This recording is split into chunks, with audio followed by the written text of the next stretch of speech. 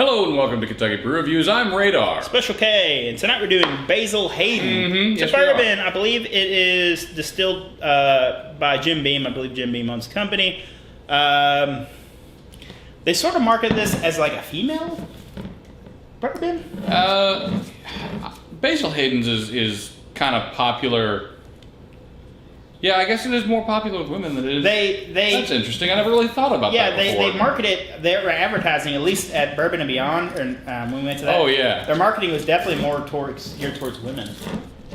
And just you can never really considered that before. And their bottle, I don't like this label. I mean, this little. Like those weird shirts that everyone wore in the cartoon version of. Man, what was that? Robin Hood. You know, when Robin Hood was a fox. So this runs anywhere from $25 to $35, depending on where you buy it. Yep. It's 40%, I believe. Yes. 40% alcohol by volume. So this was given to the show. If you guys remember Indy, he used to be a cast member on the show. He bought us this bottle for last Christmas, and we just had it sitting on the shelf. Finally getting around to brewing. I literally pointed at it, and I was like, "Hey, we have Basil Hayden. Let's do that." I forgot that we had it. All right, so it's a little slightly lighter than a lot of bourbons, color-wise. I mean, there's not a whole lot, and it's a wide glass. Very nutty on the nose. Mm-hmm. Walnuts. A little caramel. Is there there is a smokiness in this, but I don't think that it's not charred. It's not like what's really charred? It's not a charred smokiness. It's like almost liquid smoke, if that makes sense. Yeah. It almost smells like a chemically smoke. Spicy, yeah. Let's do it.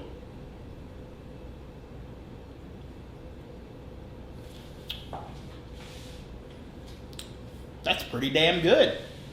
That is smooth. It is very smooth. Smooth. It's really, really oily. Well, not really, really oily, but it is oily. I do get, it's very nutty, hint of caramel, yeah, like walnuts. Mm-hmm. A hint of hay, grass. Yeah. Very smooth. Some vanilla that is really nice. It cuts through the sort of the bitterness of the nutty. Now, I've had Basil Hayden's once, but I don't remember it. I was very drunk when I had it, so it's nice to go back and be able to really taste it. This is, for the price, $30 price range. I think it's, at least from what I'm tasting, it seems like the right price for it. You know, I wouldn't say it's quite as good as Woodford, but it's up there. Jeez. I know, it's not a real cork. It's got a grip. Yeah. It's got a death grip on that cork. So we're going to mix it with some ginger ale bold, which just tastes like regular ginger ale. It does. It looks like it's like regular ginger ale in a tiny can. That's why it's bold. Yeah, the label on this bottle looks cool, but once you get some use out of the bottle, it kind of crinkles up and it's annoying. I'm noticing that it's starting to rip here and here. Yeah, so it's that's from sitting on the shelf. Yeah, so one thing is you're going to lose the label and not know what this is. I mean, it's going to have the wooden ring is glued to the bottle, so that'll probably stay there. It's riveted, sort of. Well, no, it's not. I thought it was riveted all the way around. It's not actually, no. No, not all the way around. It's not actually. All right. Oh, straight. I think I'm going to give it an 8. I'm going to give it an 8. I think it's a solid 8.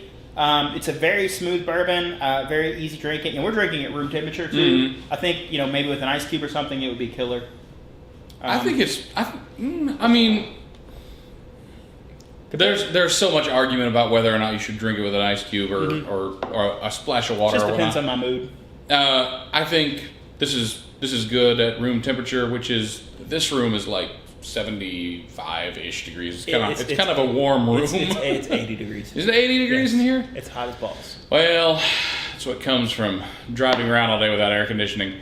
I think I'm going to give it a 7.5, and the slight deduction is coming from Basil Hayden's is kind of expensive. Not really. Not for the bourbon. I mean, I don't think it's that bad. It's not bad. I haven't actually purchased a bottle of Basil Hayden before, but I will Probably. Well, we haven't either. It was free. That's true. Interesting. Try that. Okay. I thought it said artificially aged. I was like, what? It says artfully aged. Yeah, it's actually this is bottled and distilled 3 minutes from the studio. It's in Claremont, so it's like 3 minutes from here. Claremont is really close. It's literally down It's the the road next that exit. way. It's the next exit. Yeah, it's the next exit. So it's literally bottled there. So it's not coming very far to us. But even though this bottle came from Indiana, so it kind of did a whoop, whoop. Yeah. I mean, alcohol can travel like that. That is really interesting. I like it with the ginger ale. I'm a big fan of bourbon and ginger ale. More of the muddiness. The muddiness? The nuttiness to it. Nice, a little bit more caramel. It surprisingly, it doesn't take a lot of the sweetness away like a lot of bourbons do when you mix it with a soda or like ginger ale or something. It's a bunch of the sweetness got caught on my lips somehow. I'm not sure what exactly happened. It's good. I can't say it's... I'm not going to say it's better as a mixer. I'm going to say it's as good. So I'm still going to stick with an 8 as a mixer.